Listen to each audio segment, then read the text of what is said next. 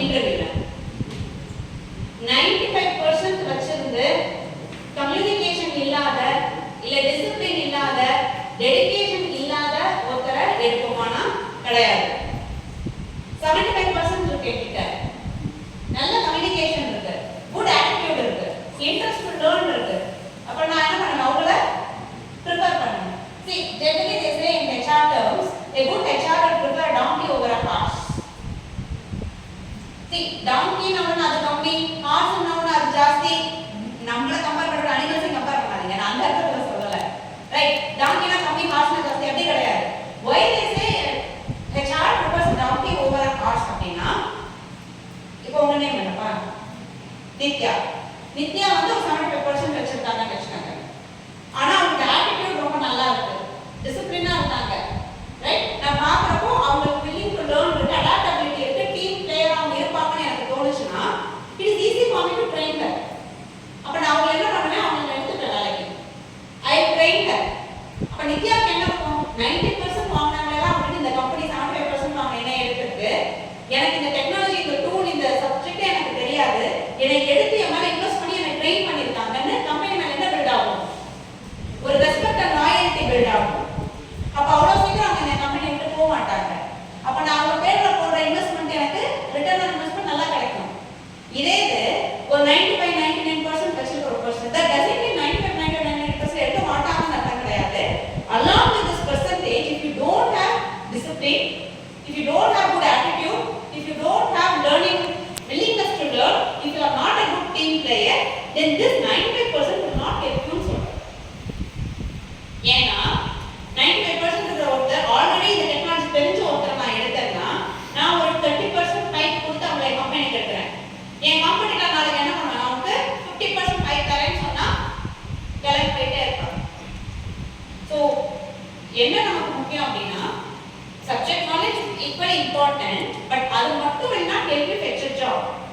Besides that, you need good attitude, discipline, willingness to learn, adaptability, flexibility, and being a team player or team leader as the role experts.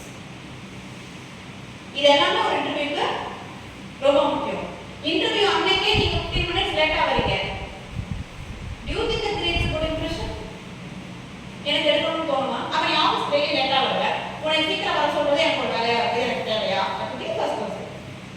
So building that ஒரு positive அந்த image create ஆகணும்னா that is what you should present yourself in your interview. That is important.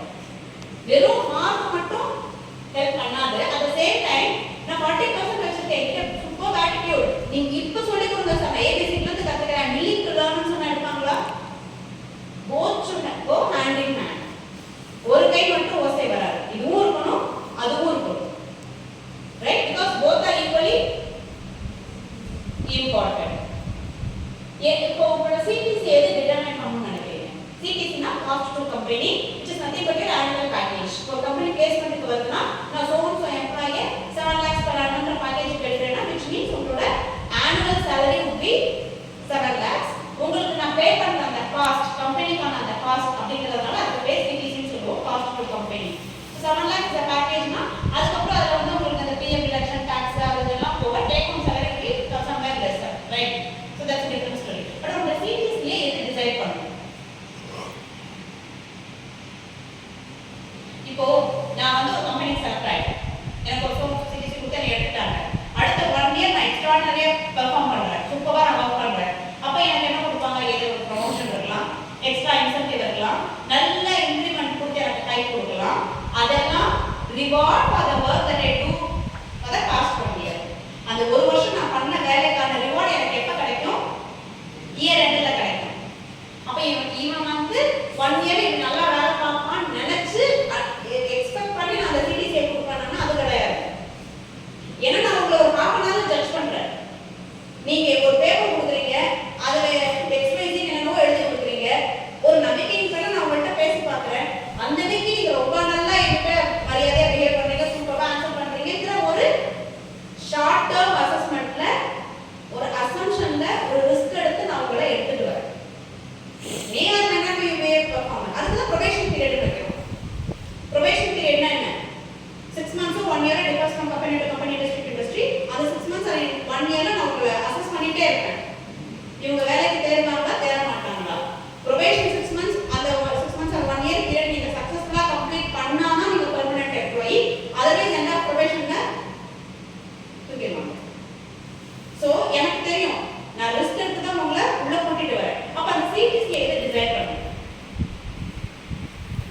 ஏன்னா at one point in time ஒரு கம்பெனில போய் 4 team leader நீங்க எடுத்து வச்சீங்கன்னா not all 4 team leader will have the same CPC. ஒருத்தர் 7 இருக்கலாம், ஒருத்தர் 8.5 இருக்கலாம், ஒருத்தர் 6.5 இருக்கலாம். So team leader னா இந்த salary அப்படியும் we don't do. So what is the factor that defines your salary na? அங்கதான் உங்களோட past records and performance will come into picture. For example, நீங்க ஒரு 12th public exam 10th public exam prepare பண்ணிட்டு இருக்கீங்க. உங்க batch வந்து March மாசம் exam prepare பண்ணிட்டு இருக்கீங்க. நீங்க 10th ல 12th ல இருக்கீங்க. அப்ப வந்து world cup match நடக்குது. Or something important IPL or final whatsoever is happening. Take two people. இவரே இருக்காங்க. இவர் வந்து மேட்ச் வருஷம் தான் நடக்கும். அப்புறம் பார்த்துக்கலாம், அடுத்த வருஷம் பார்த்துக்கலாம். இப்போ இது எனக்கு முக்கியம்னு அவரோட சின்ன சின்ன சந்தோஷத்துக்கு இடம் கொடுக்காம he is focusing on his academics, படிக்கிறாரு, he is scoring a better score. இவர் எக்ஸாம்பிளுக்கு நீங்க இந்த ஸ்டூடியோஸா இருக்கலாம், ஜஸ்ட் ஃபார் எக்ஸாம்பிள், சரியா?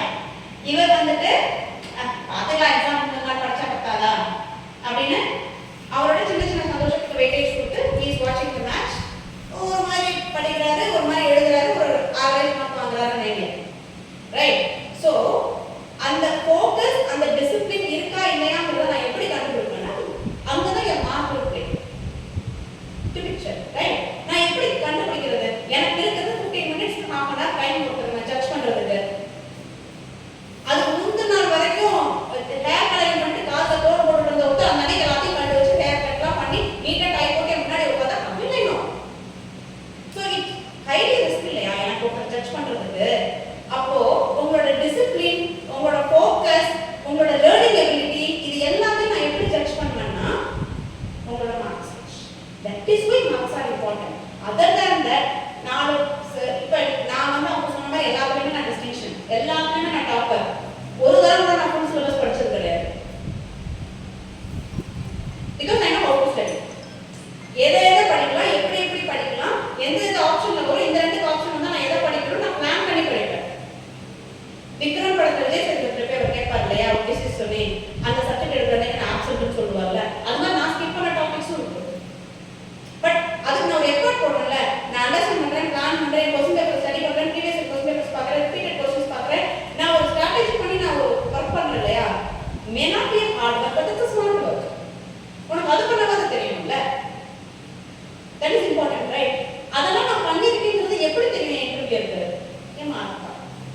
That is why mark is important. நீங்க ஆல் 5 யூனிட்ஸும் நீங்க படிச்சிருக்கலாம். நான் 4 தான் படிச்சிருப்பேன். 5 யூனிட்ல எது வந்தாலும் அந்த ஆப்ஷன்ல விட்டு ஒரு யூனிட் நான் ஸ்கிப் பண்ணிடலாம். You know much better. என்னோட நிறைய விஷயம் உங்களுக்கு தெரியும். But if you are not presenting, அந்த நேரம் நீங்க எழுதல, அந்த இடத்துல உங்களால ப்ரொஜெக்ட் பண்ண முடியல, அந்த நேரம் இன்டர்வியூல உங்களால பண்ண முடியலன்னா தட்ஸ் இட். ஸோ எப்படி ஒரு போர் வீரர் வந்து எப்பவுமே ரெடியா இருப்பாரோ, எனி டைம் வார் கால் ஃபார்வர்டா பிக்சர் பண்ண இருக்கணுமோ, அது மாதிரி we should be always ready. அந்த அன்னைக்கு எனக்கு டைஃபாய்டு, இந்த அன்னைக்கு எனக்கு மழையில we can give excuse. See, certain situations are understandable. Or somebody meeting with an accident, அந்த மாதிரி exigencies இருக்கும். That's all understandable. But giving lame excuse will not help you. That you will be able to differentiate. So that is where the mark will come into picture. ஏன்னா அதை நம்ம மார்க்கை HR எப்படி பார்க்குறாங்க, எதுக்காக மார்க்கை பார்க்குறாங்கன்னு நான் நினைக்கணும். It is not that a person with 90% knows more than a person with 70% கிடையாது. மேபி நான் அல்பா ப்ரெசென்ட் பண்ணி எழுதுறேன், என்னோட ப்ரெசன்டேஷன் ஸ்கில் ரொம்ப நல்லா இருக்கும், என் லாங்குவேஜ் கொஞ்சம் பெட்டரா இருக்கும், அதனால நான் ஒரு யூனிட்டே ஸ்கிப் பண்ணா கூட I be able to score. ஏன்னா நான் அதை ஸ்ட்ராட்டஜைஸ் பண்ணி படித்தேன், பிளான் பண்ணி படித்தேன், படிச்சதை ப்ராப்பராக எக்ஸிக்யூட் பண்ணேன், அழகா ப்ரெசென்ட் பண்ணேன். சம்படி 5 யூனிட்டும் படிச்சவங்க அந்த இடத்துல டென்ஷன் ஆகிருக்கலாம், சரியா எழுதாம இருந்திருக்கலாம், லாங்குவேஜ் ஸ்பெல்லிங் மிஸ்டேக்ஸ் இருந்திருக்கலாம், கேர்லெஸ்னஸ் இருந்திருக்கலாம். ஸோ மார்க் வந்து உங்க இன்டெலிஜென்ஸை செக் பண்ணாது, discipline, focus, hard work or smart work என்ன பண்றீங்கன்றத டிசைட் பண்றது தான் மார்க்.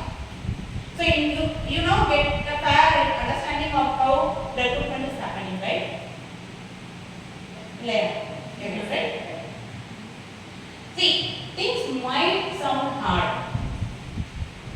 ஓவர் வெயிட்டா ஒபீஸா இருக்கிறவங்களுக்கு ஒபீஸா இருக்கிறது கஷ்டம் தான்.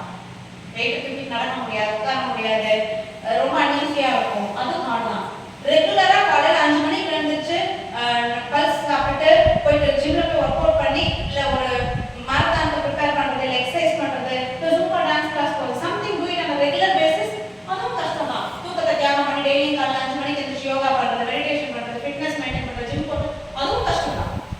ஒபீஸா இருக்கிறதும் கஷ்டம் தான், ஃபிட்டா இருக்கிறதும் கஷ்டம் தான்.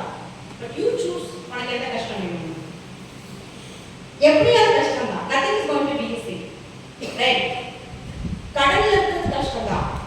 காசு சரியா மேனேஜ் பண்ணாட்டே என்ன ஆகும்? கடல்ல இருக்கிறது ரொம்ப கஷ்டம். ஆனா ஃபினான்ஷியலா டிசிப்ளினா இருக்கிறது கஷ்டம்.